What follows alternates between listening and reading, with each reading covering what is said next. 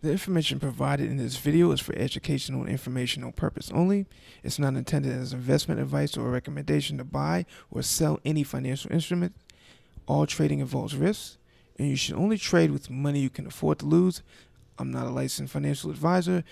The trades and strategies shown are my own opinions and are shared purely for transparency and learning purposes. All right, I'm going to walk you through my trade exactly the way I see it in real time. So I've got two charts open on the screen. They're both the same stock. It's Tempest AI. This is a 4-hour chart, and Tempest AI, these are day.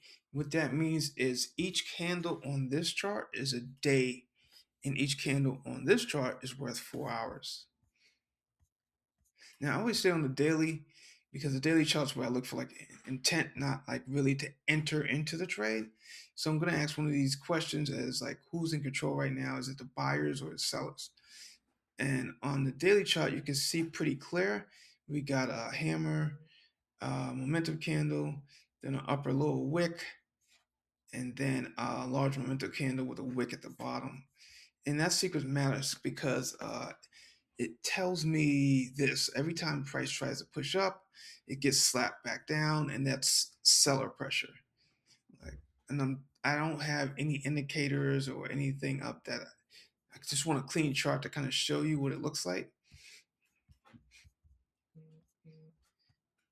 And I'll repeat again, every candle on this chart is 4 hours, and every candle on this chart is 1 day.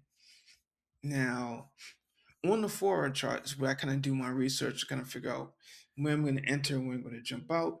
And I have two different lines here. The gray ones are 50 and the blue ones EMA. And we'll kind of get more into EMAs in later videos. And I don't use the EMAs to kind of like to predict. I use them to confirm what price is doing. So if they're crossing and both of them over this little put a trend line out there, this downward trend, so to speak. And it's probably gonna add more lines because it brings my lines back in. But anyway, that's where the lines are going over price. And so it kind of gives you that downward type of confirmation. So the daily chart told me who's winning in that race, and out here I'm basically trying to see diagnostics on how they're winning.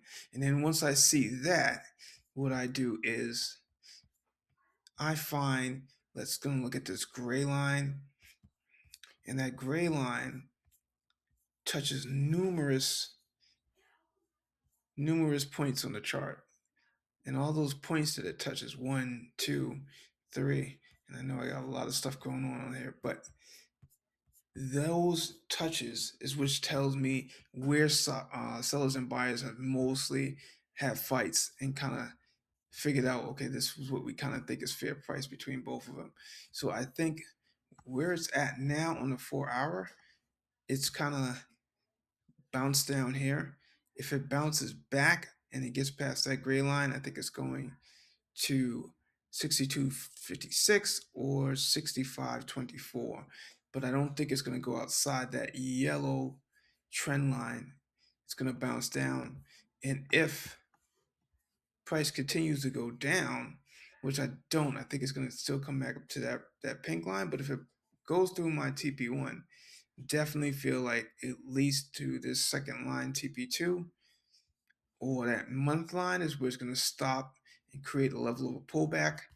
But that's what I got for you.